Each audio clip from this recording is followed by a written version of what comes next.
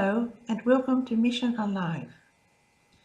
I'm happy to be back with you. I did share some stories with you before about Millen Bay and about Woodlark Island. Today I'm going to tell you another story about Woodlark. It was my last visit to Woodlark to give the community building course to the two small communities on the island. This time a young Papua New Guinea sister, Sister Anastasia, came with me. We sailed from Alatau. The sisters dropped us at the wharf about 10 p.m. as the boat was leaving at midnight. But the leader of the boat didn't arrive until 1 o'clock because he was having a party. We all squeezed onto the boat. Everyone had a very small space on the deck, and that was it. The first 2 hours of the trip were very smooth, and we enjoyed it. But once we reached Normanby Island, we were in the rough sea, and it was very, very rough. We sailed all that night, all the next day, and all the next night. The following day, we were behind some small islands, and they sheltered us a bit, and we arrived at Woodlark Island at Kuusopa. The people did not know we were coming. I had tried to contact them, but was unable to do so. On the boat, there were 3 mothers with brand new babies, but one of the mothers was very, very sick. Fortunately, Sister Anastasia took the baby and gave her water to drink, otherwise we might have lost the baby. When we arrived, Sister Anastasia's cousin from West New Britain was on the wharf.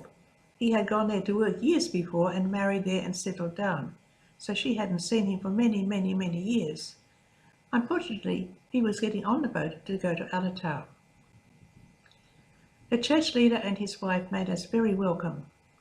The church leader had been out fishing when he saw us coming, so he came ashore and was smoking fish on a low fire. So we had some coffee and some fish, the first meal that I'd had for over 3 days. Sister Anastasia was all right, she was able to eat on the boat.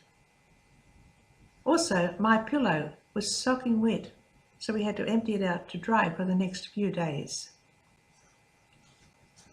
Our first job was to contact the few Catholics on the island to arrange for the course. Then we started the course for 1 week, but the second week we had to stop because it was time for the grade 6 exams. So even in this very far-flung place, they were able to do their grade 6 exams so that some of them could go on to high school. The room that the exams were done in was very, very hot, but some of the students did pass and went on to Hagita.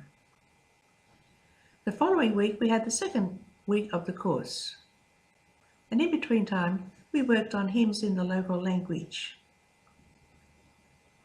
Then we had to wait until another boat happened along to go to Kuusopa and Kuntuyel, it was the village.